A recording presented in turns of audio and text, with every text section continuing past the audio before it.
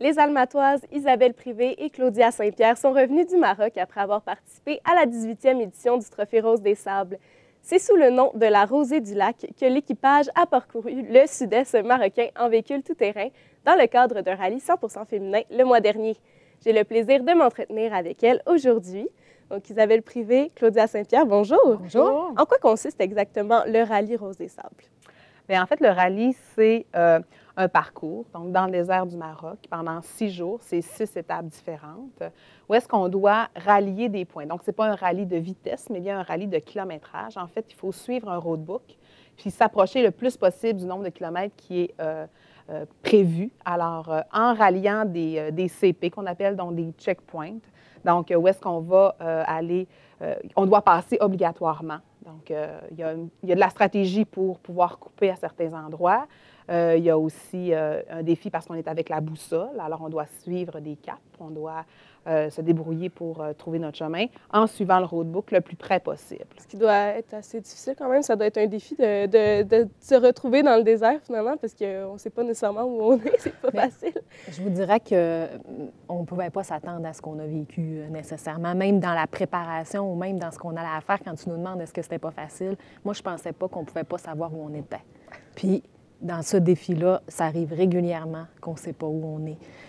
Le roadbook, la lecture du roadbook, qu'on s'attend que ça va être simple, parce que même si on a fait une pratique, après tant de kilomètres, tu tournes, ça a l'air simple, mais c'est pas si simple que ça, parce que même de lire comment c'était écrit, ça, c'était le travail de Claudia, mais de voir, à déchiffrer, parce que c'est fait aussi par le côté plus français, fait que c'est pas les mêmes termes que nous au Québec. Okay. Fait que tout ça, on n'est jamais certain de où on est. Puis il y a eu des moments plus difficiles. J'imagine qu'il y a eu des moments où vous avez eu du plaisir, où vous avez vécu des choses assez exceptionnelles. Est-ce que vous pouvez... Bien, il y en a eu plein. C'est sûr que dans une grande partie du trophée qui est basée sur la solidarité, en fait, parce qu'on est jumelé à l'Association des enfants du désert. On pense que dans le désert, on est toute seule, mais on a croisé des villages, on a croisé des enfants qui nous attendaient. On a vu beaucoup d'enfants sur notre chemin. Puis il y avait aussi, on est allé dîner dans des familles marocaines qui bénéficient en fait des sous qu'on ramasse pour eux, pour construire des écoles, des garderies, équiper ces garderies-là. Nous, on a fait partie d'un projet de Rose québécoise où est-ce qu'on va équiper une garderie avec les dons qu'on a ramassés. Donc, un des moments forts, c'était de se rendre dans ce village-là. On a dîné dans une famille, on a mangé un couscous traditionnel qui était cuisiné par une maman.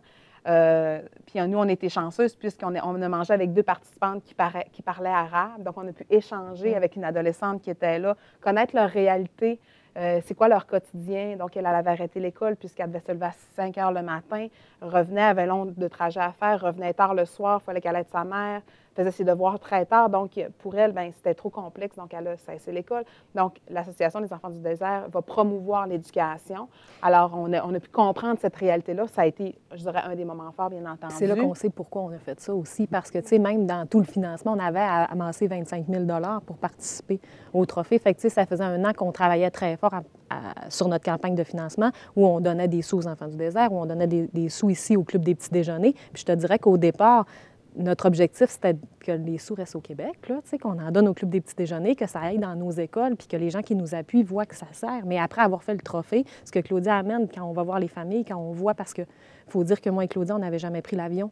C'était un premier voyage. Fait que déjà, de voir une autre culture, de voir tout ce que les enfants du désert ont apporté, parce que le trophée, c'était combien? On était 148 équipes. Ouais. Donc, tu sais, ils embauchent des gens là-bas. C'est beaucoup plus loin que le défi. C'est là où on voit pourquoi on fait ça, parce que je te dirais que les 6 étapes, bien, ils sont extrêmement difficiles dans des conditions extrêmes. Là. Chaque jour, tu penses que c'est pas mal le top. Là, je pense pas que ça peut être plus difficile demain. Ben non, c'est plus difficile le lendemain. Tu parlais des 6 étapes. C'est quoi les 6 étapes?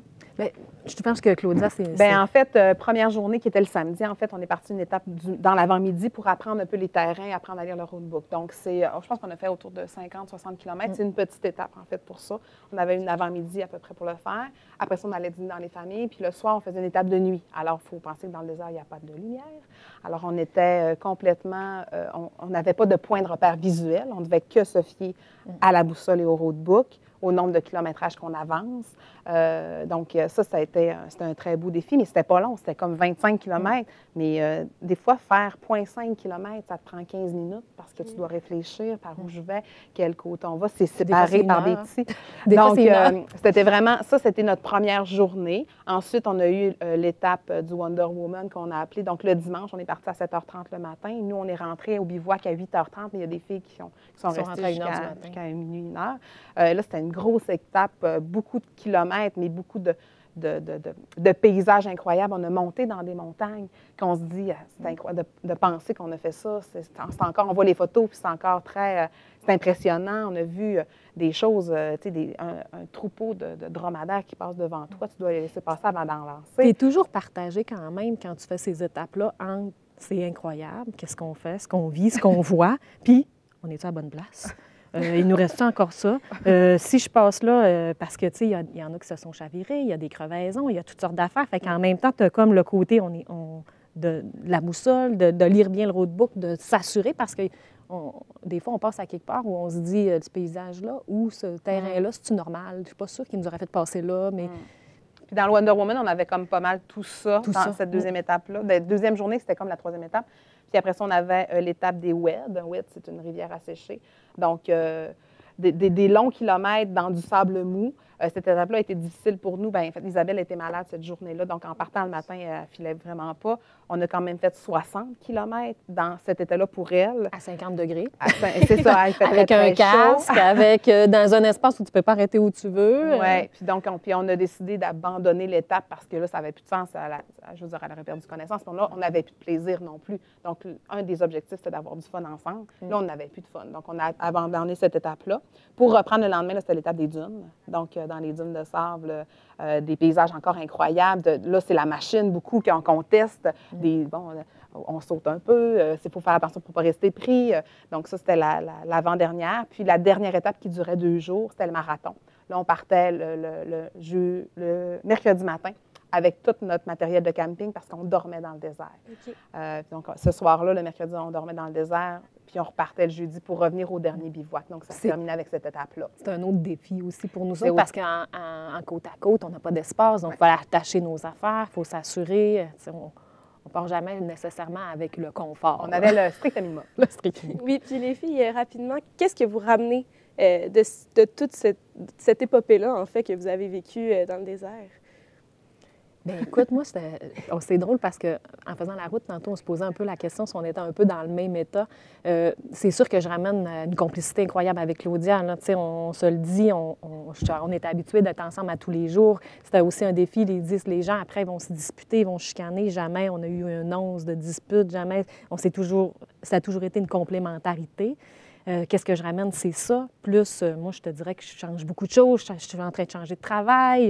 Je remets en question tout plein de choses, ce qui fait que j'ai l'impression que je ne suis pas inépuisable, mais je suis allée au bout. À chaque jour, je pensais que j'avais un bout physique et un bout Donc, merci beaucoup, les filles, d'avoir été avec nous aujourd'hui. Désolée, c'est tout le temps qu'on avait.